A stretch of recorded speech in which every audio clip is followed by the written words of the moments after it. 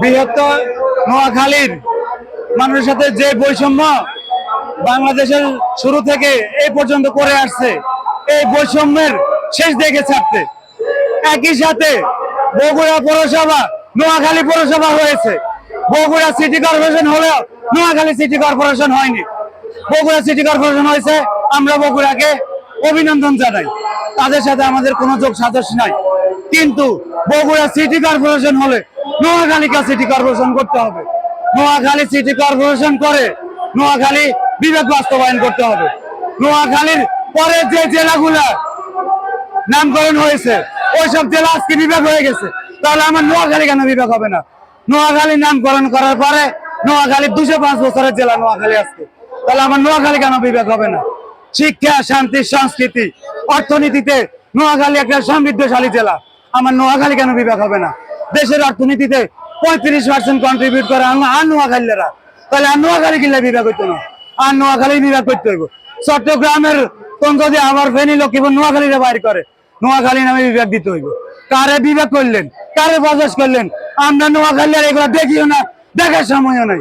আর নোয়াখালীর বিভাগ করি, ফেনী লক্ষ্মীপুর নোয়াখালীরা বাইর করবেন চট্টগ্রামে।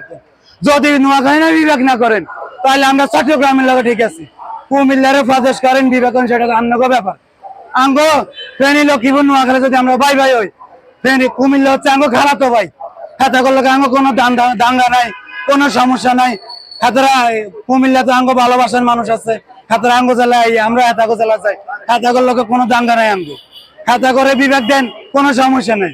কিন্তু কুমিল্লার লগে আঙ্গরা যোগ করবার কোন দুঃসাহস যদি সরকার করে, বিএনপি নেত্রী তিনবারের প্রধানমন্ত্রী খালেদা জিয়া দেশের স্বার্থে আপোষ করে নাই, আঙ্গ নোয়াখালী শরীরে যদি বীরশ্রেষ্ঠ রুহুল আমিনের রক্ত বহে, আমরা নোয়াখালীর স্বার্থে আপোষ করবো না ইনশাল্লাহ। যদি নোয়াখালী শরীরে রক্ত থাকে, নোয়াখালীরা বিবেক আন্দোলনের জন্য, বিবেক আদায়ের জন্য ঢাকার রাজপথে থাকবে ইনশাল্লাহ। যদি আঙ্গ নোয়াখালী শরীরে রুহুল আমিনের রক্ত না বয়, আঙ্গ শরীরে যদি বেগম খালেদা জিয়ার রক্ত না বয়, আমরা রাজপথ ছেড়ে দিব, সমস্যা নেই। আর যদি আমরা নোয়াখালীরা, বৃহত্তর নোয়াখালীরা যদি বীরশ্রেষ্ঠ রুহুল আমিনের উত্তরসূরি হই, আমরা শেষ রক্তবিন্দু থাকা পর্যন্ত রাজপথে থাকবো। নোয়াখালী বিভাগ আন্দোলন করে আমরা রাজপথ থেকে উঠে যাব।